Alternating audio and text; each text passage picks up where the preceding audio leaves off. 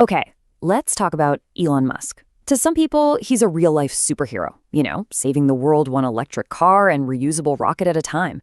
But to others, he's a supervillain in the making, gathering a frankly dangerous amount of power. So which is it?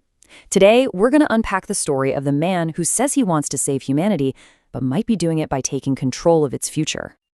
You've heard this a million times, right? That Elon Musk is the real-life Iron Man. He's the genius, billionaire, playboy, philanthropist. He's the guy who somehow made electric cars cool and made launching rockets into space look easy. It's a really powerful image, and it's one he's been very careful to build up. For a long time, that was the only story anyone really cared to hear.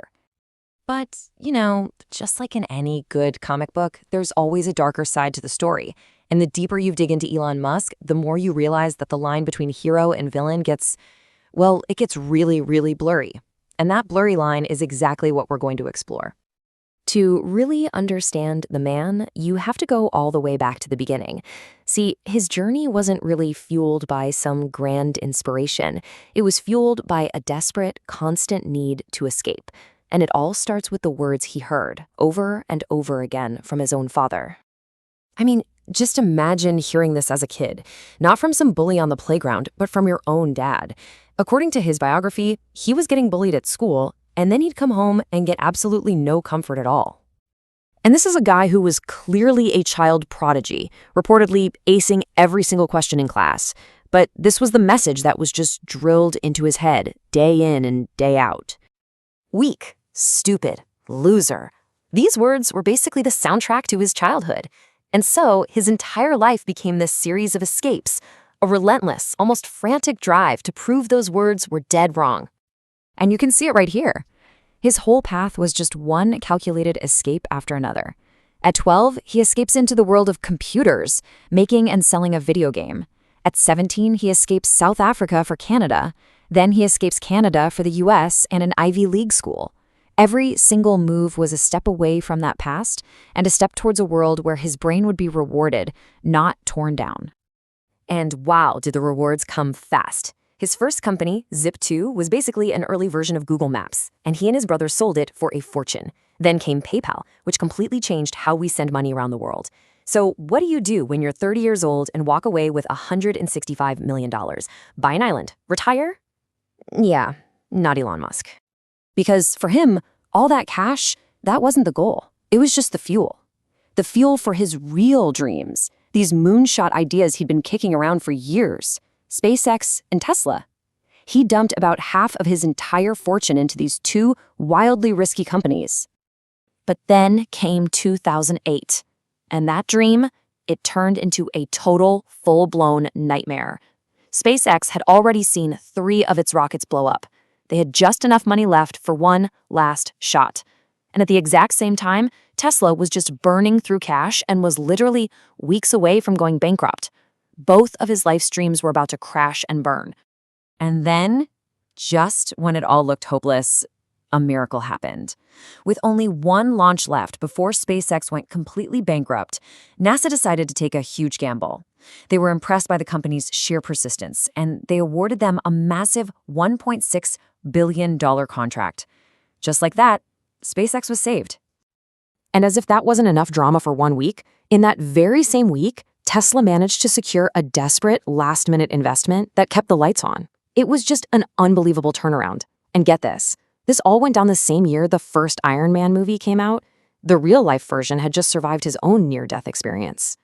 So this incredible comeback pretty much cemented his hero status. But as his power and his fame just exploded, so did the controversies. And this is where the story starts to take a dark turn. The side of Elon Musk that has earned him the label of supervillain. Because it turns out that same relentless drive that saved his companies, it's also the source of his most criticized actions. And you want a perfect example? Just look at his takeover of Twitter, now called X. He drops $44 billion on the platform and then immediately sends an email to every employee demanding they commit to an extremely hardcore work environment or get out. The result? He ended up firing or pushing out about 80% of the entire company. Critics warned it would absolutely cripple the site's stability and safety. Now, a lot of people saw this as way more than just a business move. It looked like a political play. After taking over, Musk brought Donald Trump's account back online and reportedly donated millions to his campaign. When Trump won, suddenly Musk the entrepreneur was also a major political player. So why does that matter? Well, who's SpaceX's single biggest customer? The US government. Critics argue he effectively used his new platform to secure his relationship with his most important customer.